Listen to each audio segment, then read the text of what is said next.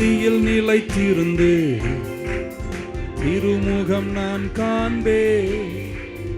உயிர் தெழும்போது சாயலால் திருப்தியாவே. நீதியில் நிலைத்திருந்து திருமுகம் நான் காண்பே. உயிர் தெழும்போது சாயலால் திருப்தியாவே.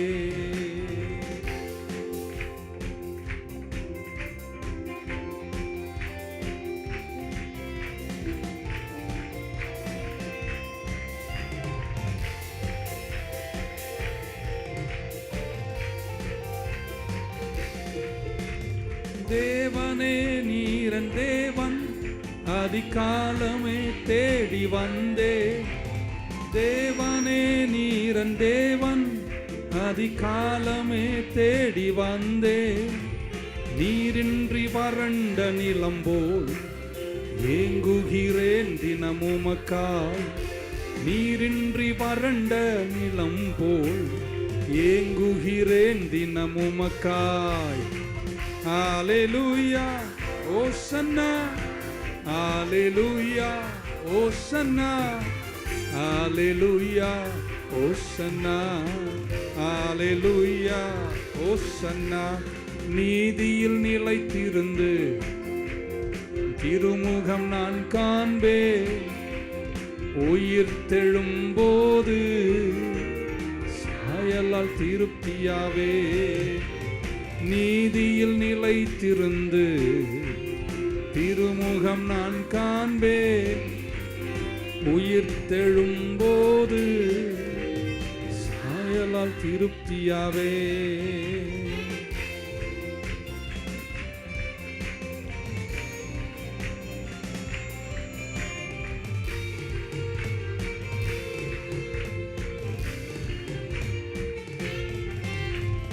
ஜீவனை விடவும் அன்பு அது எத்தனை நல்லது.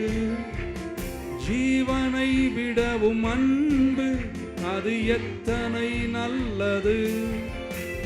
புகழ்ந்திடுமே என் உதடு, மகிழ்ந்திடுமே என் உள்ளம்.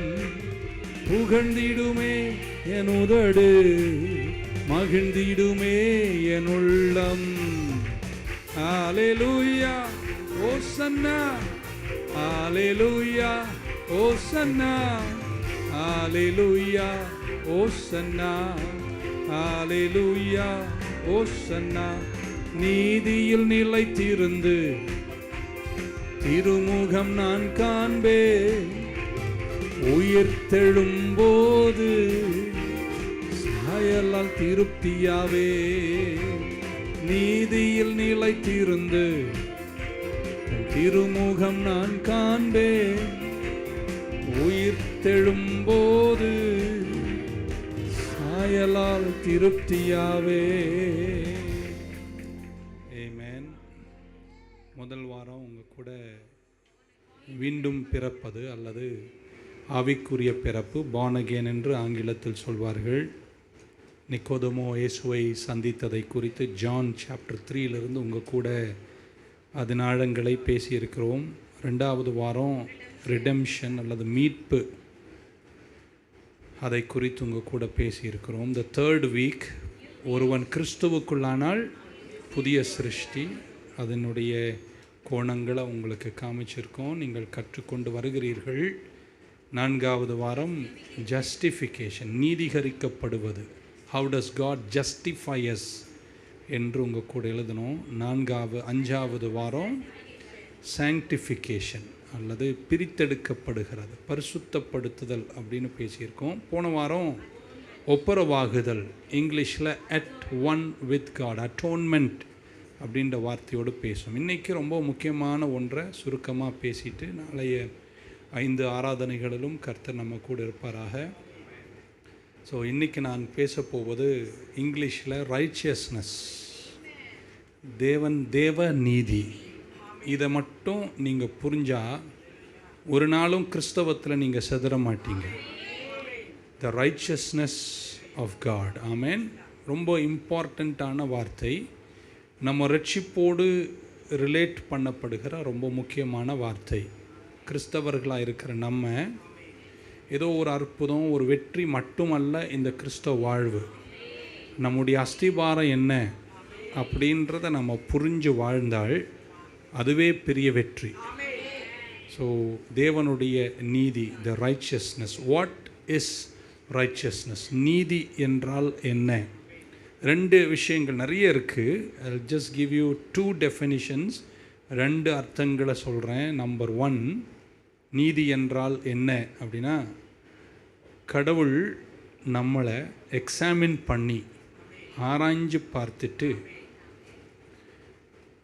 நீ ரைட்டுன்னு அவர் ப்ரொனவுன்ஸ் பண்ணுறார் பாருங்கள், அதுதான் ரைச்சியஸ்னஸ். God examines you. உங்களை ஆராய்ஞ்சு அலசி பார்த்துட்டு நீங்கள் சரியாக தான் இருக்கீங்க, நீங்கள் ரைட்டாக இருக்கீங்க, you are found to be right, you are found to be in order என்று ஆண்டவர் உங்களை ப்ரொனவுன்ஸ் பண்ணுறது தான் ரைச்சியஸ்னஸ். இவர் நீதிமான், இவர் நீதி உள்ளவர் அப்படின்னு சொல்கிறோன்னா என்ன அர்த்தம்னா, ஆண்டவர் வச்சுக்கிற ஒரு ஸ்டாண்டர்ட் இருக்குது, ஆண்டவர் வச்சுக்கிற ஒரு தரம் இருக்குது. அந்த தரத்தை நீங்கள் மீட் பண்ணிட்டீங்க. கர்த்தர் உங்களை அலசி பார்த்துட்டு இவர் யாராக இருக்கிறாரு? நீதி, ரைச்சியஸ் என்று அவர் சொல்லுகிறார். That means you have met God's standards. கடவுளுடைய தரத்தை, ஸ்டாண்டர்டை நீங்கள் மீட் பண்ணியிருக்கீங்க. ஸோ இங்கே உட்கார்ந்துருக்கிற மீட்கப்பட்டு இந்த 6 வாரங்கள் பல கோணங்கள் ரட்சிப்பை குறித்து பேசின நீங்கள் இன்றைக்கி நீங்கள் புரிஞ்சுக்கணும், கடவுள் உங்களை அலசி ஆராய்ஞ்சு பார்த்துட்டு உங்களை ரைட்டுன்னு ப்ரொனவுன்ஸ் பண்ணியிருக்கிறார். நீங்கள் நீதியாக இருக்கிறீர்கள் என்று அவருடைய ஸ்டாண்டர்டில் உங்களை பார்த்துட்டு அவர் ஏற்றுக்கொண்டதுனால நீங்கள் அவருக்கு முன்பாக நிற்கிற திராணியை பெற்றுக்கொள்ளுகிறீர்கள். இதை இல்லஸ்ட்ரேட் பண்ணுவதற்கு த பெஸ்ட் எக்ஸாம்பிள் எங்கன்னா, பழைய ஏற்பாட்டிலேயே ஒரு விஷயத்தை எடுத்துட்டா, ஒரு பலி செலுத்தும் போது இந்த ஓல்டு டெஸ்டமெண்ட், ஒரு பலி செலுத்தும் போது ஒரு மிருகத்தை, ஒரு ஆட்டையோ ஒரு ஆட்டுக்குட்டியையோ ஒரு காளையையோ கொண்டு வந்து ஆசாரியன் கிட்ட ப்ரெசன்ட் பண்ணுவாங்க. இது பலி செலுத்தப்பட வேண்டும் என்று ப்ரெசன்ட் பண்ணும்போது ஆசாரியன் அந்த மிருகத்தை, அந்த ஆட்டை எக்ஸாமின் பண்ணுவார்.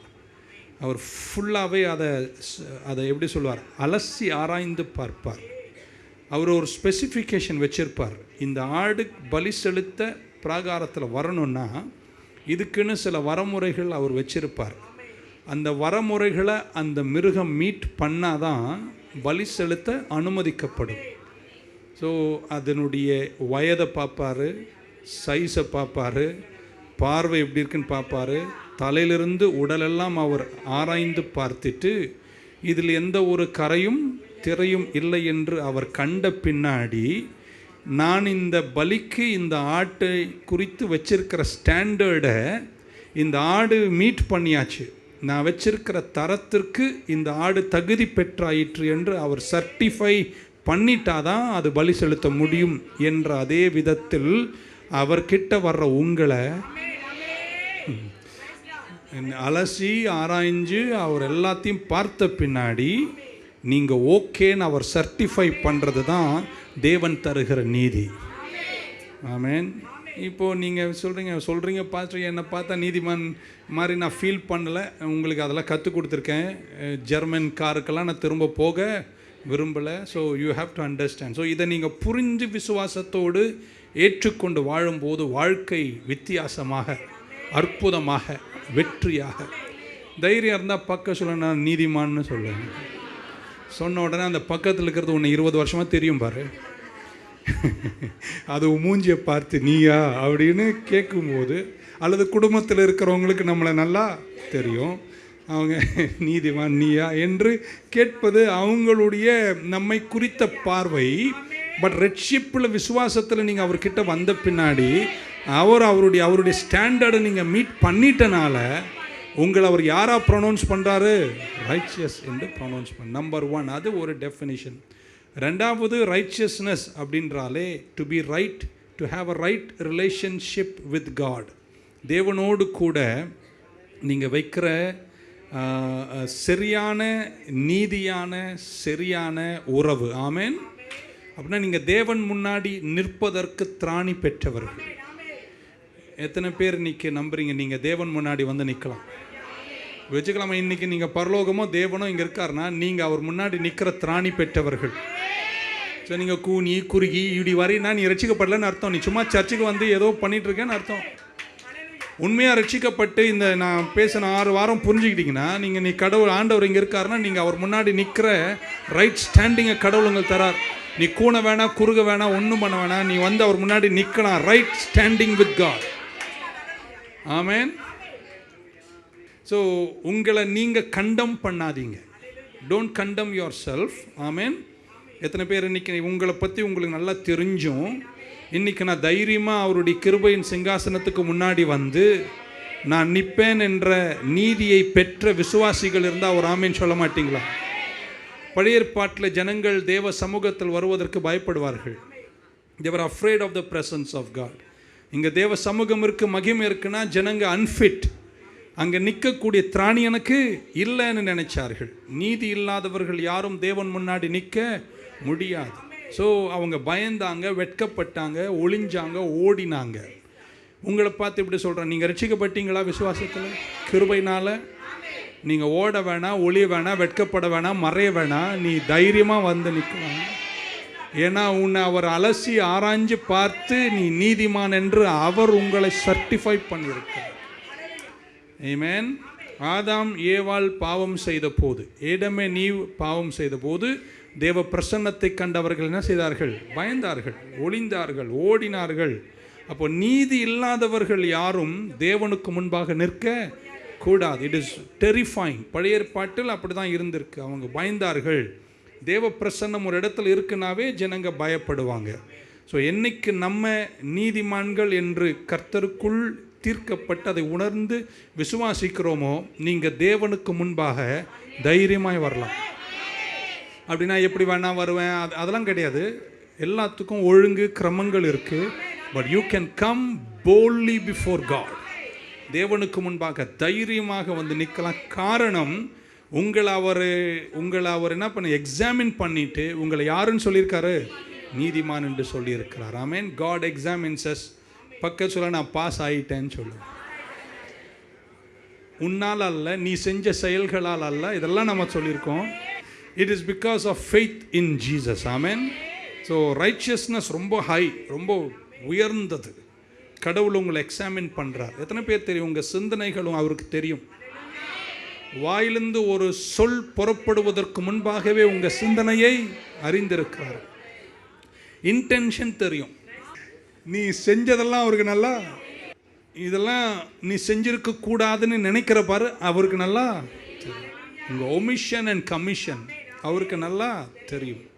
ஸோ எப்படி நீ என்னதான் பண்ணாலும் அவர் முன்னாடி நீங்கள் யாருங்க? குற்றவாளிங்க. He can find a fault with you. ஆனால் ரைச்சியஸ்னஸ் என்பது ஒரு வெரி வெரி ஹை ஸ்டாண்டர்ட். அது நான் நினைக்கிறேன் யாருமே அதை அடையவே முடியாது. It is very difficult to attain God's righteousness. அவர் முன்பாக நிற்கிற திராணியை அடைகிற அளவிற்கு செயல்கள் செய்யக்கூடிய மனிதர்கள் யாரும் இல்லை என்பது என்னுடைய கருத்து. அப்போனா இந்த நீதி எனக்கு எப்படி கிடைச்சதுன்னா இது கர்த்தர் எனக்கு ஈவாய் கொடுத்துட்டார். ஆமென். இது ஆண்டவருடைய லெவல். அவர் ஸ்டாண்டர்டில் உங்க உட்கார்ந்துருக்கிற சாதாரண நம்மளை அலசி பார்த்துட்டு எக்ஸாமின் பண்ணிட்டு, ஆமென், உங்களால் நிறைவேற்ற முடியாத நீதியை அவர் உங்களுக்கு ஈவாக தருகிறார். பாருங்க. வாவ், அல்லேலூயா சொல்வீங்கன்னு நினச்சேன். பைபிளில் இவ்வளோ தூரம் சொன்னது உங்களுக்கு புரிஞ்சிருக்குன்னு நினைக்கிறேன். ரெண்டாவது நெக்ஸ்ட் பார்ட்டுக்கு போகிறேன். 2 விதமான நீதி பைபிள் இருக்குது. 2 kinds of righteousness in Bible. 2 kinds of righteousness. 2 வசனங்களை படிக்க போகிறோம். 2 விதத்தில் நீங்கள் தேவ நீதியை அடைய வேண்டும். இதை குறித்து ஆழமாய் சொன்னவரும் பேசியவரும் யாருன்னா அப்போஸ்தலனாகிய பவுல்.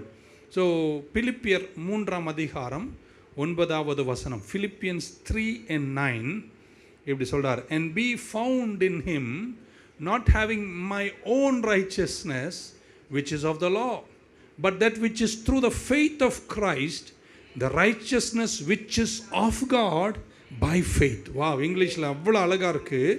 தமிழ் படித்து பார்ப்போம். நான் கிறிஸ்துவை ஆதாயப்படுத்தி கொள்ளும் படிக்கு நியாயப்பிரமாணத்தினால் வருகிற சுயநீதியை, எல்லாரும் அதை நிறுத்தி சொல்லுங்க, என்ன நீதி அப்படின்னா, நீ அதை பண்ணி இதை பண்ணி அதை பண்ணி இதை பண்ணி நீ சம்பாதிக்கிற உன் சுயநீதினால் உடையவராயிராமல்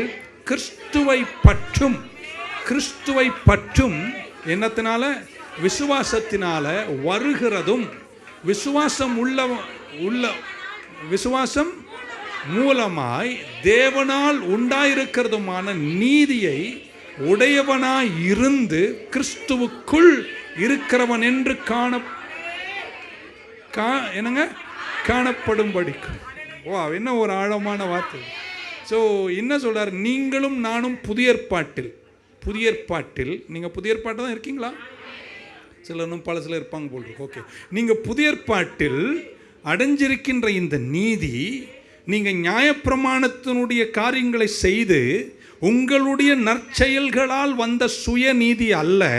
இது கிறிஸ்துவை விசுவாசத்தினாலே நீங்கள் பற்றி கொண்டதனால அவர் தந்த அந்த விசுவாசத்தால் கிடைச்ச இந்த நீதி தான் நீதி.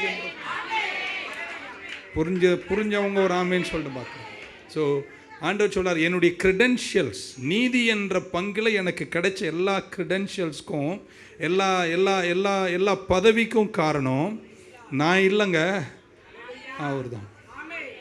ரோமர் 10ஆம் அதிகாரத்தினுடைய முதல் 3 வசனங்கள், 2 வசனம் சொன்னேன். Second Romans 10 and 1 to 3. Brethren, my heart's desire and prayer to God for Israel is that they might be saved. அடுத்த வசனம், I bear them record that they have a zeal of God, but not according to knowledge. For they being ignorant of God's righteousness and going about to establish their own righteousness, they are establishing their own righteousness, have not submitted themselves unto the righteousness of God. இப்போ தமிழில் நான் விளக்க முயற்சி செய்கிறேன். சகோதரரே, இஸ்ரவேல் ரட்சிக்கப்பட வேண்டும் என்பதே என்னுடைய இதயத்தின், அவங்க வந்து பழைய ஏற்பாட்டு ஆளுங்க, இவங்க ரட்சிக்கப்படணும் என்பது தான் என்னுடைய இதயத்தின் விருப்பம். நான் தேவனை நோக்கி செய்யும் விண்ணப்பமும் அவங்க எப்படியாவது திருந்தணும். யாரு அதை செஞ்சு இதை செஞ்சு நீதி அடையலாம் பார்க்குறான் பாருங்க. அவனும் இயேசுவை ஏற்றுக்கொண்டு நீதி அடைஞ்சிடணும்னு நான் ஜெபம் பண்ணுறேன். சொல்லிட்டு சொல்கிறாரு, தேவனை பற்றி அவர்களுக்கு என்ன உண்டுங்க, என்ன இருக்கா, பயங்கரமான வைராக்கியம். நல்ல ஒரு ஸ்டேட்மெண்ட்டை சொல்கிறேன், இவங்களுக்கு வைராக்கியம் இருக்குது, ஆனால் நீதியை குறித்த அறிவில்லை. நீதியை குறித்த அறிவு அவருக்கு இருந்தால் அவர் அப்படி சொல்லியிருக்கவே மாட்டார். புரிஞ்சிருந்தா நீங்கள் ஆமேன் சொல்லியிருப்பீங்க. Okay, I hope you understand. Amen. So என்ன சொல்கிறார், ஐ bear them record that they have a zeal of God. அவங்களுக்கு வைராக்கியம் இருக்குது, but not according to knowledge. அடுத்த வசனம் ரொம்ப முக்கியம். For they being ignorant of God's righteousness. எப்படி என்றால் அவர்கள் தேவ நீதியை அறியாமல். பக்கத்தில் நான் நீதிமானுங்க. இது யாரால வந்துச்சுங்க, கிறிஸ்துவின் மேல் நான் கொண்ட விசுவாசத்தினால வந்துச்சு. இந்த அறிவு அவங்களுக்கு இல்லாததுனால தங்கள் சுயநீதியை நிலைநிறுத்த தேடுகிறபடியால் தேவ நீதிக்கு கீழ்ப்படியா. இன்னும் ஆழமாக சொல்றாரு, அவங்க சுயநீதியை நிலைநிறுத்த வைராக்கியம் இருக்கு, ஆனால் நீதியை குறித்த அறிவில்லாதனால சுயநீதியை நிலைநாட்ட ஊரெல்லாம் போய் எல்லாத்தையும் பண்ணிட்டு இருப்பான். ஆனால் அவனுக்கு என்ன தெரியலங்க, தேவ நீதி என்ற அறிவு தனக்கு இல்லாமல் போயிட்டு. இந்த தேவ நீதிக்கு இன்னைக்கு கீழ்ப்படிஞ்சிங்கன்னா நீங்கள் நீதிமான்களாக இருப்பீர்கள். ஒரு ஆமேன் சொல்ல மாட்டீங்களா? ஸோ ரெண்டு விஷயத்தை பவுல் சொல்றார். ஒன்று தேவன் கிட்டேருந்து வர்ற நீதி, இன்னொன்று சுய நீதி. எல்லாரும் சொல்லுங்க, என்ன நீதிங்க? தேவன் கிட்ட வந்து வர்ற நீதி, இன்னொன்று சுய நீதி. இந்த 2 விஷயத்தை பேசுகிறார். 1 ஓன் ரைச்சஸ்னஸ், சுயநீதி. தேவனோடு உள்ள இந்த உறவில் நற்கிரியைகள் நம்ம செய்யணும், நல்லதாக தான் இருக்கணும். நம்ம அதை பேசியிருக்கோம். ஆமென். நற்கிரியைகளை செய்யணும், நல்ல விஷயங்களை செய்யணும், நல்லதையே செய்வோமே. ஆமென். கெட்டதெல்லாம் நீங்கள் என்ன செய்யாதீங்க. எல்லாரை பற்றியும் நல்லாவே நினைங்க. ஆமென் சொல்ல மாட்டீங்களா? ஆனால் அவருடைய ஸ்டாண்டர்ட் ரொம்ப ஹை. ஆண்டவர் உங்களுக்கு நீதியில் வச்சிருக்கிற ஸ்டாண்டர்ட் வந்து தரம் வந்து ரொம்ப ஹை. அதை யாராலும் மீட் பண்ணவே முடியாது. அதை மீட் பண்ண ஒரே வழி கிறிஸ்துவின் மேல் இருக்கிற விசுவாசம் மட்டுமே. ஆமென். அதனால் சொல்ல சிலர் வந்து இப்படி ஒரு நீதியை எஸ்டாப்ளிஷ் பண்ணுறாங்க, அவங்க அதை நிலைநாட்ட நினைக்கிறாங்க. அந்த நீதியை குறித்து அவங்க பிராக் பண்ணுறாங்க. இப்படி சொல்கிறாங்கன்னாங்க என்ன அர்த்தம்? அவங்க தங்க சுயநீதியை, இன்னொரு வாட்டி சொல்ல, அவங்களுக்கு வைராக்கியம் இருக்கான என்ன இல்லை, அறிவில்லை. அதனால் நீங்கள் போய் அவங்கள பார்த்து ஆன்னு வாயை பழக்காத, அதுக்கு வைராக்கியம் இருக்கு, ஆனால் என்ன இல்லை, அறிவில்லை. உங்களுக்கு வைராக்கியமும் இருக்கட்டும், அறிவும் இருக்கட்டும். புரியுது என்ன புரியுது நினைக்கிறேன். சொல்றாரு, ஆண்டவருடைய ஸ்டாண்டர்டு நீங்கள் உங்களுடைய சுய கிரியைகளால் நீங்கள் மீட் பண்ணவே முடியாது, உங்கள் சொந்த எஃபர்ட்டால் நீங்கள் மீட் பண்ண முடியாது. ஸோ பவுல் சொல்கிற அழகான வார்த்தை, they have zeal without knowledge. Amen. They are jealous. அவங்க நல்லவங்க தான், அவங்க ஏக்கமெல்லாம் பரிசுத்தம் தான், அவங்க ஏக்கமெல்லாம் நீதி தான். ஆனால் அவங்களுக்கு என்ன இருக்குது, வைராக்கியம் இருக்குது, ஆனால் என்ன இல்லை, நீதியை குறித்த அறிவு. ஆமென் சொல்ல மாட்டேன். உங்கள் நீதி உங்கள் செயல்களால் வரல. அதுக்காக நான் எப்படி வேணால் வாழணும்னு சொல்லித்து கொடுக்கல, நல்லா வாழணும். ஆனால் என் நீதி என் செயல்களால் அல்ல, என் நீதி தேவன் கிறிஸ்துவ மேல் உள்ள விசுவாசத்தினால் வருகிறது. ஆமென். Hallelujah. So Paul says, because of lack of knowledge, they are ignorant of God's righteousness. Paul தன்னை எப்படி ஐடென்டிஃபை பண்ணார்னு 3ஆம் அதிகாரம், பிலிப்பியர் 3ஆம் அதிகாரம் 5 அவர் சொல்கிறார். நான் இப்போ வேறு யாரையும் சொல்ல, இப்போ என்ன சொல்கிறேன், நான் எப்படி இருந்தேன்னு சொல்கிறாரு. 8ஆம் நாளில் விருத்த சேதனம் அடைந்தவன், இஸ்ரவேல் வம்சத்தான், பென்யாமின் கோத்திரத்தான், எப்ராயாம் பிறந்த எப்ரையேன், நியாயப்பிரமாணத்தின்படி பரிசேயன். இவ்வளோ குவாலிஃபிகேஷன் எனக்கு இருக்குது. அதனால் எனக்கு என்ன இருக்குது, வைராக்கியம் இருக்குது. ஆனால் கிறிஸ்துவை பற்றின நீதியின் அறிவு எனக்கு இல்லைன்றார். ஆமென். இதனால தான் அவர் என்ன பண்ணார், கிறிஸ்தவங்களெல்லாம் அடித்து கொன்னார். ஸ்தேவான் கல்லெறிந்து கொள்வதற்கு காரணமாக இருந்தேன்னா, அவர் யூத வம்சத்தின்படி 8ஆம் நாள் விருத்த சேதனம் அடைந்தவன். இருக்கீங்களாங்க? இஸ்ரவேல் வம்சத்தான், பென்யாமின் கோத்திரம் அப்படின்னு இந்த குரலே ஒரு மாதிரி மாற்றி அப்படி ஒரு வைராக்கியம் சொல்கிறார். எனக்கு வைராக்கியம் இருந்துச்சு, ஆனால் என்ன இல்லை, அறிவில்லை. ஆனால் இப்போ எனக்கு வைராக்கியம் மட்டுமல்ல, அறிவு வந்ததுனால இப்போ நான் அடைஞ்சிருக்கிற நீதி என் வைராக்கியத்தால் வந்த நீதி அல்ல, அது கிறிஸ்துவை பற்றும் நீதி. நல்ல ஒரு ஆமென் சொல்லுங்க. 6ஆம் வசனம், பக்தி வைராக்கியத்தின்படி சபையை துன்படுத்தினவன். ஏன் சபையை துன்படுத்தின? பக்தி வைராக்கியம். ஐ ஹேட் ஜெலஸ்னஸ். அவர் சொல்றார், நியாயப்பிரமாணத்துக்குரிய நீதியின்படி குற்றம் சாட்டாதவன், குற்றம் சாட்டப்படாதவன், தன்னை பெருமை. நாங்களாம் யார் தெரியுமோ? நியாயப்பிரமாணத்துக்குரிய நீதியின்படி குற்றம் சாட்டப்படாதவன். அப்புறம் ஆகிலும் எனக்கு லாபமாக இருந்தவைகளையோ அவைகளை கிறிஸ்துவுக்காக நஷ்டம் வேண்டி. ஒரு நேரம் வந்துச்சுங்க, தமஸ்கு வரைக்கும் வந்தேங்க, வைராக்கியமாக இருந்தேன். நான் பென்யாமின் கோத்திரம், நான் யூதன், நான் பரிசுத்தமா, நாங்களாம் யார் தெரியுமா அப்படின்னு அடிச்சு கொளிச்சிட்டு இருந்தேன். அதுக்கப்புறம் ஒரு நாள் டமஸ்குவில் ஆண்டவரை சந்திச்ச பின்னாடி இப்போ நான் சொல்றேன், அதெல்லாம் நஷ்டம், குப்பை. எனக்கு லாபமாக இருப்பது ஒன்னே ஒன்று, இயேசு ஒருத்தர் மட்டுமே. நீங்கள் நீதிமான அடைவது உங்கள் செயல்களால் அல்ல, நியாயப்பிரமாணத்தால் அல்ல. நீங்கள் நீதிமான இருப்பது கிறிஸ்துவினாலே. 7ஆம் வசனம், ஆகிலும் எனக்கு லாபமாக இருந்தவைகளையோ. அமேன் சேஸ் எவ்ரிதிங்.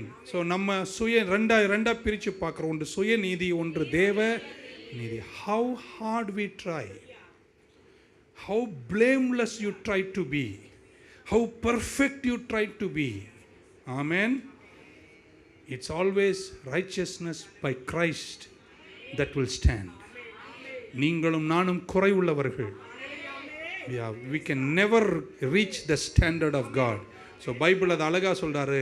வைராக்கியம் இருந்துச்சானா என்ன இல்லை, அறிவு. ignorant zealous people. Amen. they are doing their best. அவங்க சிறந்ததை செய்கிறாங்க. ஆனால் நமக்கு கடவுள் தந்த நீதி என்னால் வந்த நீதி அல்ல, இது கர்த்தர் எனக்கு தந்த நீதி. இந்த நீதி எனக்கு வந்தது என்னால் அல்ல, என் செயல்களால் அல்ல. அதனால் நான் திரும்ப சொல்ல, நல்ல செயல்கள் தான் நம்ம செய்யணும். ஆனால் இந்த நீதி எனக்கு எங்கேருந்து வந்துச்சு? கர்த்தரிடத்திலிருந்து வந்துச்சு. அவர் எனக்கு தந்தார். நான் முயற்சி செஞ்சதுனால அல்ல, அவர் எனக்காக எல்லாவற்றையும் கல்வாரியில் செஞ்சு முடித்ததை நான் விசுவாசித்ததனால் எனக்கு வந்தது. ஆமென்.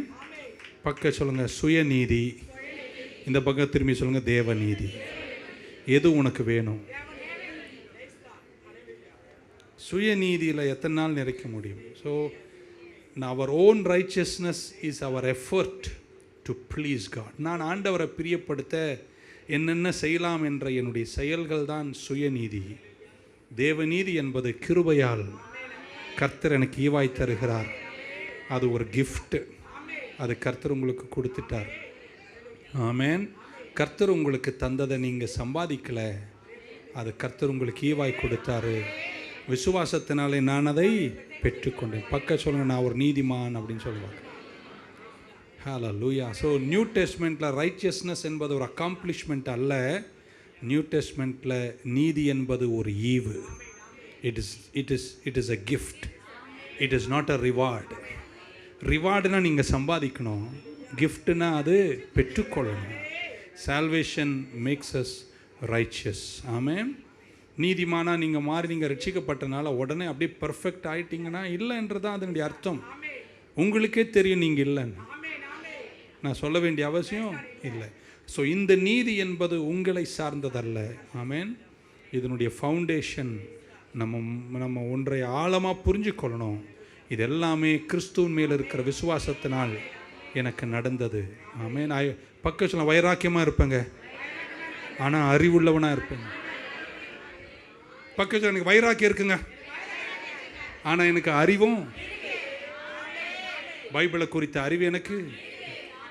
நான் மீட்கப்பட்டுட்டேன், ரட்சிக்கப்பட்டுட்டேன், மீண்டும் பிறந்துட்டேன், நான் பரிசுத்த பிரித்தெடுக்கப்பட்டவன், நான் தேவனோடு இணைக்கப்பட்டவன், நான் மீண்டும் பிறந்தவன், நான் புது சிருஷ்டி, நான் நீதிமான். God is good. Okay, finally, how does Christ make us righteous? ஆண்டவர் என்னை எப்படி நீதிமானா மாத்துறார்? Number 1, English word, theological word தரேன், த்ரூ சப்ஸ்டிடியூஷன். ஆமென். இங்கிலீஷ் தெரியுதோ தெரியலையோ அந்த வேர்டை சும்மா வச்சுக்கோங்க, சப்ஸ்டிடியூஷன். 2 கொரிந்தியர் 5ஆம் அதிகாரத்தின் 21ஆம் வசனம்.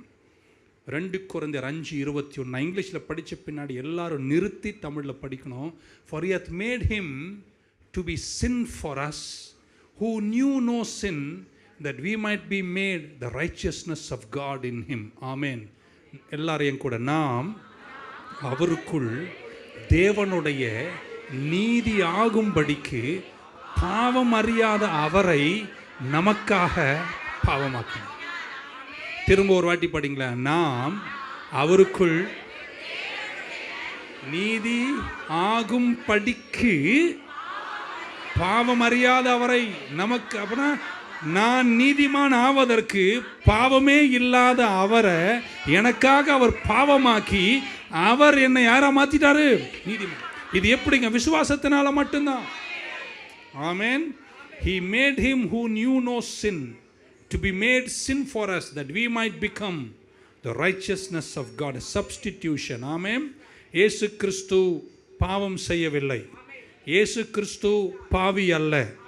ஆனால் உங்கள் பாவத்தையும் என் பாவத்தையும் அவர் மேலே, இங்கிலீஷ் தியோலாஜிக்கல் வேர்ட், இம்ப்யூட் பண்ணி அவர் மேலே வைத்து என் கணக்கில் அவருடைய நீதியை என் கணக்கில் அவர் கொடுத்து. ஆமென். அவர் எந்த குற்றமும் செய்யவில்லை, எந்த பாவமும் அவர் செய்யவில்லை. ஆனால் அவர் கணக்கில் என் பாவத்தை வைத்து அவருடைய நீதியை என் கணக்கில் வச்சு என்னை தரமுள்ளவனாய் அவர் முன்பாக நிற்கிற நீதி எனக்கு தந்ததற்கா எத்தனை பேர் கரங்களை உயர்த்தி அல்லேலூயான்னு சொல்லுவீங்க? இயேசு ஒரு பாவமும் செய்யவில்லை. இயேசு பாவி அல்ல. ஆமென். இயேசு சின்ஃபுல் அல்ல.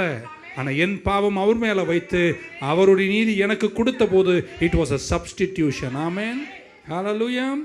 So that we can take on his righteousness. அவருடைய நீதியை நான் எடுத்துக்கொள்ளும்படிக்கு கிறிஸ்து எனக்காக பாவமானார். நான் கிறிஸ்துவின் நீதியை நான் தரித்து கொண்டேன். ஆமென். எனக்காக அவர் பாவம் செஞ்சாரா? இல்லை. ஆனால் அவர் பாவமானார். அவரில் எந்த குற்றமும் இல்லை, எந்த பாவமும் இல்லை. ஆனால் அவர் பாவமானார். எப்படி ஆனார்? என்னுடைய சப்ஸ்டிடியூஷனாக என் பாவத்தை அவர் எடுத்துக்கொண்டதுனால அவர் நீதியை எனக்கு கர்த்தர். உங்களை ஒரு கேள்வி கேட்குறேன், நீங்கள் தான் நீதியான செஞ்சீங்களா? இல்லை. அப்போ நீங்கள் எப்படி நீதிமான் ஆவீங்க? Divine exchange. அவர் நீதி உங்களுக்கு கிடைச்சது, உங்கள் பாவம் அவர் மேலே போயிடுச்சு. It happened on the cross of Calvary. Happy good Friday. Hallelujah. என்னுடைய அழுக்கு வஸ்திரத்தை அவர் எடுத்துட்டு அவருடைய நீதி வஸ்திரத்தை எனக்கு கொடுத்தார். எல்லாம் எனக்கு இயேசுவே. ஆமென். ஸோ இதெல்லாமே அவர் எனக்கு தந்த ஈவு. So no one should boast. நான் இப்படி நினைக்கிறேன், யாரும் தன்னை நீதிமான் என்று என்ன செய்யக்கூடாது, நெஞ்ச தட்டி பெருமை சொல்லக்கூடாது. நான் நல்லவனாய் வாழுகிறேன், நல்ல வீட்டில் பிறந்திருக்கிறேன், நான் எனக்கு நல்ல வஸ்திரங்களை கொடுத்திருக்கிறார், அதனால் இன்னொருத்தரை பார்த்தவர்களை கேவலமாய் நினைக்க வேண்டிய அவசியம் இல்லை. என இந்த நீதி எனக்கும் சரி, என்னை விட இறங்கினவருக்கும் சரி, ஒருவேளை கொஞ்சம் படித்த எனக்கும் சரி, படிக்காதவருக்கும் சரி, இந்த நீதி கிடைச்சது எங்களால் அல்ல, அவரால் அல்ல. இந்த நீதி கிடைச்சது கிறிஸ்துவினாலே. Hallelujah. The righteousness has nothing to do with your upbringing and home upbringing. It has to do with Christ, and it is a substitution. He stood in our place with your sin upon him. We stood in his place with his righteousness upon us. And on the cross, the greatest exchange was made. Amen. பாவியா இருக்கிறவர்கள் தேவ நீதியை கிறிஸ்துவின் மேல் இருக்கிற விசுவாசத்தினாலே பெற்றுக்கொள்கிறார்கள். சொல்ல போகிறேன், கேட்டுட்டாமேன்னு சொல்லுங்க. இயேசுவை உயர்த்தாத எந்த நீதியும் நீதி அல்ல. என்னை நீதிமான அவர் தான் மாற்றினார் என்பதை தாண்டிட்டு நான் போடுற என்னுடைய வேஷங்களை பற்றின பெருமையை நான் பேசினா அது அழகு அல்ல, அது சபை செய்யக்கூடாது. Any righteousness that does not exalt Christ is zeal without knowledge. Condemnatory preaching. இன்னைக்கு ஜனங்களுக்கு சிலருக்கு அது ரொம்ப பிடிக்குது. ஒரு புல்பிட்டில் நின்று எல்லாரையுமே கண்டம் பண்ணுவது, தங்களை நீதிமான்கள் என்று எண்ணுவது சரியா எனக்கு தெரியவில்லை. So righteousness of God is not a product of zeal. உன் வைராக்கியத்தினுடைய செயல்களால் வெளிவருகிற ஒன்றல்ல தேவநீதி. தேவநீதி கால்வரி தந்தது. அவர் எனக்காய் பாவமானார், நாங்கள் நீதிமானானோம். ஆமென். ரெண்டாவது, why does ஆண்டவர் என்னை எப்படி நீதி, how does God make me righteous, என்னை எப்படி அவர் நீதிமானாய் மாற்றுகிறார்? ஒரே ஒரு வசனத்தோடு என் செய்தியை முடிக்கிறேன். Hebrews 10:19 and 20. எபிரேயர் 10:19-20. Hallelujah. Praise the Lord. Therefore, brethren, having boldness to enter into the holiest by the blood of Jesus, by a new and living way, which he hath consecrated for us through the veil, that is to say, his flesh. தமிழில் படிக்கலாம், 2 வசனம். ஆகையால் சகோதரரே, நாம் பரிசுத்த ஸ்தலத்தில் பிரவேசிப்பதற்கு இயேசுவானவர் தமது மாம்சமாகிய திரையின் வழியாக புதிதும் ஜீவனுமுள்ள மார்க்கத்தையே நமக்கு உண்டு பண்ணினபடியால், அடுத்த வசனம் இருக்கா, அந்த மார்க்கத்தின் வழியாய் பிரவேசிப்பதற்கு அவருடைய இரத்தத்தினாலே நமக்கு தைரியம் உண்டாய் இருக்கிறபடியினாலும். ஆமென். ஸோ என்ன அவர் சொல்கிறார் அப்படின்றத உங்களுக்கு விளக்கிறேன். பழைய ஏற்பாட்டில் ஆசரிப்பு கூடாரம் இருக்கும், மகா பரிசுத்த ஸ்தலம், அங்கே தான் உடன்படிக்கை பெட்டி இருக்கும். அந்த பெட்டியின் மேலே என்ன இருக்கும், கிருபாசனம் இருக்கும். அங்கே தான் ஷெக்கைனா மகிமை இருக்கும், வெளிச்சம் இருக்கும், தேவ மகிமை மேகம் வந்து இறங்கும். பரிசுத்த ஸ்தலம், அந்த பரிசுத்த ஸ்தலத்துக்கு முன்னாடி மகா பரிசுத்த ஸ்தலம், அதுக்கு முன்னாடி பரிசுத்த ஸ்தலம். அதை பிரிக்கக்கூடிய ஒரு திரை இருந்துச்சு. அந்த யூதர்களோ அது எபிரேயர்கள் யாருமே அந்த திரையை தாண்டி அந்த மகிமையுள்ள பிரசன்னத்தில் பிரவேசிக்க கூடாது, போகக்கூடாது, போக மாட்டார்கள், பயப்படுவார்கள். ஆமென்.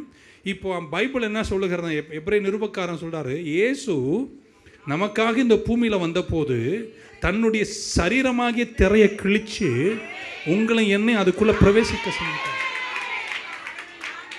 இப்போ நீங்கள் நீதிமானா போய் நீங்கள் அதில் போய் அந்த இடத்துல நிற்கிறதுக்கு திராணியை உங்களுக்கு தந்தது உங்களால் அல்ல, உங்கள் செயல்களால் அல்ல, அவர் சரீரமாகிய திரை உங்களுக்காக கிழிச்சார் அப்படின்றார். ஆமென். ஹல்லேலூயா. இயேசு மரித்த போது தேவாலயத்தின் திரை மேல் முதல் கீழ் வரைக்கும் 2 கிழிந்தது. So it was opening of the veil so that we could enter the presence of God, not by my zealousness, not by my righteousness, not by my self-righteousness, but by the righteousness, the substitution of the cross. Hallelujah. சொல்லும் வார்த்தைகளை ஆமென் சொல்ல முடிச்சலாம். நீங்க தேவன் முன்னாடி இன்னைக்கு வெட்கம் இல்லாமல் நிற்கலாம், குற்றம் இல்லாமல் நிற்கலாம், குற்ற போதம் இல்லாமல் நிற்கலாம். நீங்கள் தேவ நீதியாக இருக்கிறீர்கள். நீங்கள் உங்கள் பேரில் வரல, உங்கள் செயல்களில் வரல, நீங்கள் கர்த்தருடைய நாமத்தில் வந்திருக்கிறீர்கள். அவருடைய தியாகத்தால், அவருடைய பலியால் இது கர்த்தர் உங்களுக்கு செஞ்சு முடித்தார். இயேசுவின் ரத்தம் உங்களுக்கு அவர் முன்னாடி நிற்கிற திராணியை கர்த்தர், ரைட் ஸ்டாண்டிங் கர்த்தர் கொடுத்திருக்கிறார். எத்தனை பேர் தைரியமாய் அவரோட உறவில் இருப்பீர்கள்? இனி உனக்கு பயம் தேவையில்லை, இன்ஃபீரியாரிட்டி காம்ப்ளெக்ஸ் தேவையில்லை. நீ புழு அல்ல, நீ பூச்சி அல்ல, கரையான் அல்ல, இறையான் அல்ல, நீ தேவ பிள்ளை. நான் அவருடையவர், அவர் என்னுடையவர். கர்த்தர் உங்களை, பிதாவாகிய தேவன் உங்களை பார்க்கும்போது கிறிஸ்துவுக்குள்ள தான் பார்க்கிறாரு. அந்த தியாகம், அந்த சாக்ரிஃபைஸ், அந்த பலிதான் உங்களை இன்றைக்கு அவருடைய சமூகத்தில் பிரவேசிக்க செய்து. ஸோ நீங்கள் நீதிமான் ஆவதற்கு காரணம் இயேசு தன் சர்வத்திரையை உங்களுக்காக கிழிச்சார். It is by because of what he did. Amen. இந்த வார்த்தையை கேட்டு இதுவரைக்கும் இந்த இயேசுவை ஏற்றுக்கொள்ளாத யாரேனும் இந்த சமூகத்தில், இந்த ஆலயத்தில், இந்த பிராகாரத்தில் இருப்பீங்கன்னா, எத்தனை வருஷமாக சபையில் இருந்தும் இயேசுவை அறியாமல் இருந்தால் சபை உங்களை ரட்சிக்காது. நல்ல ஒரு ஆமீன் அதுக்கு சொல்வீங்க. சபை உங்களை ரட்சிக்காது. சபை உங்களை பரலோகம் சேர்க்காது. இதெல்லாம் மனுஷன் உருவாக்கின ஒரு போர்டு தான். உங்களை ரட்சித்தது இயேசு. ஸோ ஆண்டவர் தம்முடைய சரீர திரையை கிழித்ததுனால கர்த்தர் நம்மை சேர்த்தார். ஆமென். ஹல்லேலூயா. No goodness qualifies me. We should be good. We should do good things. ஏசாயா சொன்னார், மனுஷ சுயநீதி கிழிந்த, உன்னுடைய சுயநீதி எல்லாம் கிழிந்த. Your best effort to appease and please God is filthy rags. Amen. So your best effort is nothing. Hallelujah. நீங்கள் வைராக்கியமாக இருக்கணும், சர்வீஸ்க்கு வரணும், நல்லா பாடணும், கையை தட்டணும், ஆராதிக்கணும், ஆவியில் நிரம்பி இருக்கணும், வார்த்தையை படிக்கணும், கிறிஸ்துவை விட்டு கொடுக்கவே கூடாது, அறிவாய் நீங்கள் இருக்கணும். ஹல்லேலூயா. நீங்கள் எல்லாரும் இந்த சபைக்கு இன்னும் ஒரு 40 வருஷம் வருவீங்க நான் எதிர்பார்க்கிறேன். ஆனால் பைபிள் சத்தியத்தில் சபைன்னு இருக்குது, எக்லேஷியா இருக்குது, அதெல்லாம் உங்கள் கூட நீ பைபிள் ஸ்டடியில் பேச போகிறேன். ஆனால் நான் இங்கே நின்றுட்டு நீங்கள் எல்லோரும் என்எல்சிக்கு வந்தால், நியூ லைஃப் சர்ச்சுக்கு வந்தால் நீங்கள் நீதிமான் ஆவீர்கள் அப்படின்னு சொன்னால் பொய்யிலேயே மிகப்பெரிய பொய் அதுதான். நீங்கள் வரணும், வார்த்தையை கேட்கணும், வார்த்தையில் வளரணும். நீங்கள் வர வேண்டியது யார்கிட்ட? இயேசு கிறிஸ்து. சபையை தான் இன்றைக்கி நிறைய எடுத்து காட்டுறாங்க. சபை எங்கே உங்களுக்கு ஒன்றும் செய்யாதுங்க, சபை நமக்கு தேவை. ஆமென். ஹல்லேலூயா. நீங்கள், if I say God will accept you if you come to New Life Church and sit under Jacob Koshi, I am a big joker. You will not go to heaven. Amen. சபை உங்களுக்கு வேணும், நல்ல pastor வேணும், ஆனால் பரலோகம் போக காரணம் கர்த்தர் தான் சொல்கிறவங்கெல்லாம் ஒரு அல்ல சொல்ல மாட்டீங்களாங்க. இந்த இலவசமாகி இந்த ஃப்ரீ கிஃப்ட் ஆஃப் சால்வேஷன் நீங்கள் பெற்றுக்கொண்டு கர்த்தர்கிட்ட வந்து அவர்கிட்ட நின்றீங்கன்னா உங்களையும் அவர் ஏற்றுக்கொண்டு, ஆமென், உங்களை நீதிமான்களாக நிலைநிறுத்தி அவர் தரத்தால் உங்களை அலசி பார்த்து அவர் ஸ்டாண்டர்டுக்கு அவர் முன்னாடி நிற்கிற அளவிற்கு உங்களை ப்ரொனவுன்ஸ் பண்ணி உங்களை செய்வது கால்வரியால் செய்தது. பவுல் சொல்றார், I hate jealousness, I was very jealous. நான் வைராக்கியமாக இருந்தேன், ஆனால் அறிவில்லாமல் இருந்தேன். ஆனால் இப்போ நான் புரிந்து கொள்ளுகிறேன், வைராக்கியம் அல்ல, கிறிஸ்து தான் எனக்கு எல்லாமே. ஆமென் சொல்ல மாட்டீங்களா? This is your individual choice. Come to Jesus. அவரை ஏற்றுக்கொள்ளுங்கள். அவரை ஏற்றுக்கொண்டவர்கள் எத்தனை பேர்களோ அத்தனை பேரும் பிள்ளைகளாகும்படிக்கு கர்த்தர் கட்டளை கொடுத்தார். Shall we stand together in the presence of God? That's all I got for today. Amen. வலது கை நெஞ்சு மேலையும் இடது கை மேலே உயர்த்தி நான் சொல்லும் வார்த்தைகள் ஆழ்ந்து சிந்தித்து இந்த செய்தியினோட நீங்கள் சொல்ல வேண்டும். சொல்லுங்க, பரலோக தகப்பனே, இந்த நாளில் இருக்கிற வண்ணமாக நான் உம்மண்டை வருகிறேன். என்னை நானே ரட்சித்து கொள்ள முடியாது. பிதாவே, உங்கள் குமாரன் இயேசுவை கல்வாரி சிலுவையில் எனக்காக ஒப்பு கொடுத்து என் இடத்தை அவர் எடுத்து, என் பாவத்தை அவர் எடுத்து, அவர் நீதியை எனக்கு ஈவாக தந்து என்னையும் ரட்சித்த உங்கள் கிருபைக்கு நன்றி சொல்லுகிறேன். கர்த்தாவே, இன்றைக்கு நான் அணிந்து கொள்ளுகிற நீதியின் வஸ்திரம் என்னுடைய கிழிஞ்சு போன கந்தையாகிய சுயநீதியின் வஸ்திரம் அல்ல, மாறாக கால்வரி எனக்கு தந்த தேவநீதியின் வஸ்திரத்தை நான் தரித்து கொள்ளுகிறேன். ஏற்றுக்கொள்ளப்பட நீர் என்னையும் உங்கள் சமூகத்தில் தேறினவனாய், நிற்கக்கூடியவனாய், திராணி உள்ளவனாய் நிறுத்துவதற்கு உங்கள் நீதியை எனக்கு இலவசமாய் தந்திரே. என்னையும் ஏற்றுக்கொண்டு உங்கள் சமூகத்தில் நிற்கச் செய்த உம்முடைய தெய்வீக தியாகத்திற்காய், பலிக்காய், செயல்களுக்காய் இதயபூர்வமாய் நன்றி சொல்லி உங்கள் நாமத்தை என் உயிருள்ள நாளெல்லாம் கொண்டாடி வாழ்த்துவேன்னு சொல்லி தலைமையால கையை தட்டி பலத்தவராமேன்னு சொல்ல மாட்டீங்களா? Come on, praise him. You are righteous today. You are righteous today because of what Jesus did upon the cross of Calvary.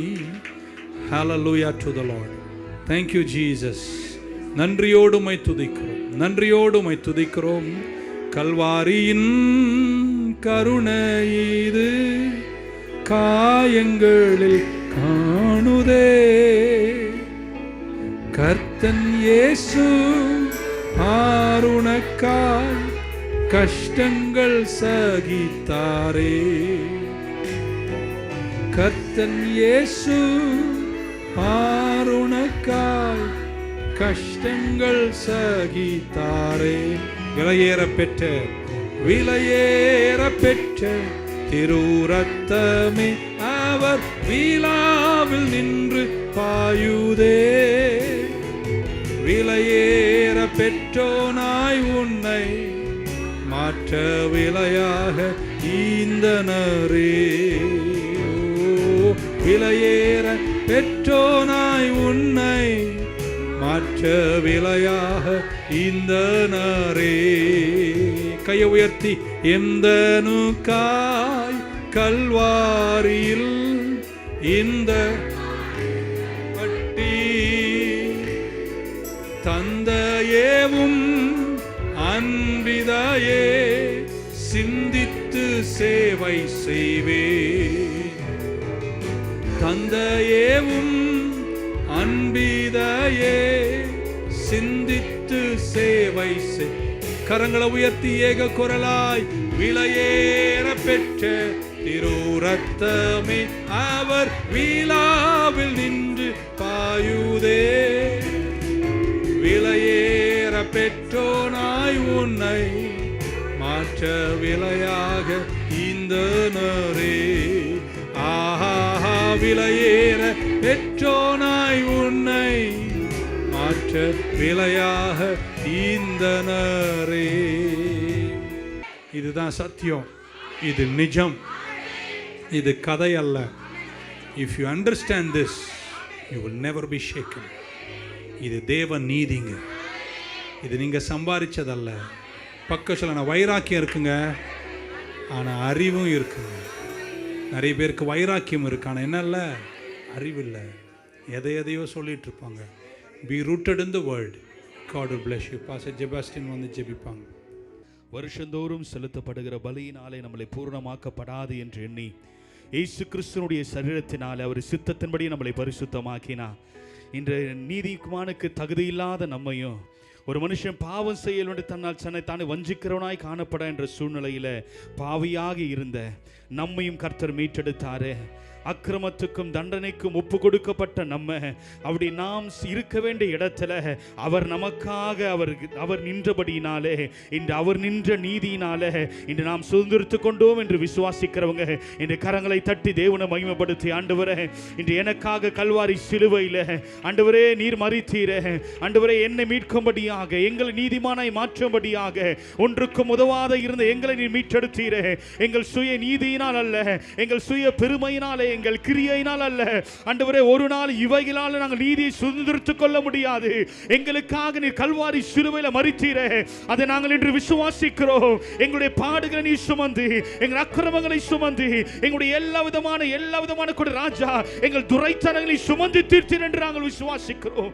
அந்த ரத்தத்தினாலே இன்று நாங்கள் மீட்கப்பட்டோம் என்று விசுவாசிக்கிறோம். அப்பா, ரத்தத்தினால் எங்களை மீட்ட கிருபைகளுக்காக நாங்கள் நன்றி செலுத்துகிறோம். இனி வருஷந்தோறும் செலுத்தப்படுகிற பலிகளை நாங்கள் செலுத்த வேண்டியதல்ல ஆண்டவரே. நாங்கள் சுயத்தை ஒடுக்கி எங்கள் சுய நீதியை நாங்கள் நிறுத்த வேண்டிய அவசியம் இல்லை ஆண்டவரே. இன்று ஒருவேளை இதுவரைக்கும் எங்கள் சுய நீதிகளை நம்பி, எங்கள் கிரியையில் செயல்களை நம்பி, எங்கள் வாழ்க்கையில் உம்முடைய நீதியை பெற்றுக்கொள்ள வேண்டும் என்று நாங்கள் வந்திருப்போனா, ஒரு விஷயம் மன்னிப்பீராக, ஒரு விஷயம் இரக்கம் செய்வீராக ஆண்டவரே. இன்று உம்முடைய நீதியினாலே, உம்முடைய ரத்தத்தினாலே உம்முடைய பிள்ளைகள் ஒவ்வொருவரையும் இதோ விசுவாசித்து வருகிறவர், அந்த விசுவாசத்தினாலே அந்த நீதி ஒவ்வொரு வாழ்க்கையிலும் பலிக்கும்படி, அந்த நீதினால் வரக்கூடிய சகல நன்மைகளையும் சகல ஆசீர்வாதங்களையும் பூமிக்குரிய நன்மையின் சுதந்திரித்துக் கொண்டு உமக்கென்று இந்த உலக பங்களை சாட்சியா வாழ்ந்து, இந்த நீதி இவர்கள் மூலமா இந்த உலக ஜனங்கள் என்று சொல்லும்படியாக அவர்களும் மெய்யான அந்த நீதியாக இயேசு கிறிஸ்துவை பற்றி கொண்டு இம்மைக்கு மாத்திரமல்ல மறுமைக்குரிய பங்கிலும் அவர்கள் சேரும்படி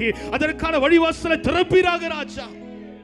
ஆண்டவரே, உம்முடைய நாமத்திலே விசுவாசம் வைத்து அந்த விசுவாசத்தினாலே பலிக்கக்கூடிய தேவநீதி உம்முடைய பிள்ளைகள் ஒவ்வொரு வாழ்க்கையிலும் காணப்படட்டும் அப்பா. அந்த தேவநீதி எங்களுக்காக பரிந்து பேசும், அந்த தேவநீதி எங்களுக்காக யுத்தம் செய்யும் என்று நாங்கள் பார்க்கிறோம். அன்று அந்த தேவநீதி ஒவ்வொருவரையும் புறசூழட்டும் ராஜா. அந்த மறுமைக்குரிய நித்திய ஜீவனை பெற்றுக் கொள்ளுகிறாய், ஒருவரும் அதை இழந்து போகாத வண்ணம் அன்று நீர் பெற்று தந்த அந்த நித்திய ஜீவனை ஒவ்வொருவரும் சுதந்திரத்துக் கொண்டு சாட்சிய வாழ கிருபை செய்யும்படி நாங்கள் ஜெபிக்கிறோம் அப்பா. உடைய பிள்ளைகள் ஒவ்வொருவரோடும் அந்த விசுவாசத்தினால் பலிக்க தேவநீதி பூரணமாய் காணப்படட்டும் என்று சொல்லி நாங்கள் ஆசீர்வதிக்கிறோம். வந்த ஒவ்வொருவரும் கிருபை நீதி காணப்படட்டும். இதனால் இதன் ஆராதனை முழுவதும் பொறுப்பெடுத்துக் கொள்ளுங்க. அன்று ஒவ்வொரு ஆறுதல் இடைபடுவீராக, உடைய வார்த்தை கொண்டு கிருபை செய்வீராக. ஆண்டவரே, துன்ன ஆத்துமாக்கள் உமக்குள்ளாக பலுகி பெருகி இந்த வார்த்தை கேட்டு நிலைத்திருக்க கிருபை செய்வீராக ராஜா. தொடர்ந்து உடைய ஊழியத்தை கரத்தில் கொடுக்கிறோம். யாவற்றையும் அன்று நீரே கிருபையும் நேர்த்தியமா நடத்துவீராக. தொடர்ந்து பொறுப்பெடுத்துக் கொள்ளுங்க, ஆசீர்வதிங்க, வழிநடத்துங்க. இயேசு கிறிஸ்துவின் ஜெபிக்கிறோம் எங்கள் ஜீவனுள்ள நல்ல பிதாவே. அனைவரும் சேர்ந்து சொல்வோம். என் ஆத்துமாவே கர்த்தரை ஸ்தோத்திரு, என் முழுமே அவருடைய பரிசுத்த நாமத்தை ஸ்தோத்திரு. என் ஆத்துமாவே கர்த்தரை ஸ்தோத்திரு, அவர் செய்த சகல உபகாரங்களையும் மறவாதே. ஆமென். நம் ஆண்டவராகிய இயேசு கிறிஸ்துவின் கிருபையும் பிதாவாகிய அவருடைய அன்பும் பரிசுத்த ஆவியினருடைய அன்னுடைய ஐக்கியம் வருடத்தில் பாதுகாப்பும் இன்றுமின்று சதா காலங்களிலும் நம் அனைவரோடும் உலகத்தில் சகல பரிசுத்தவான்களோடும் இருந்து ஆசீர்வாதத்தோடு நடத்தி பலப்படுத்தி பாதுகாப்பாராக.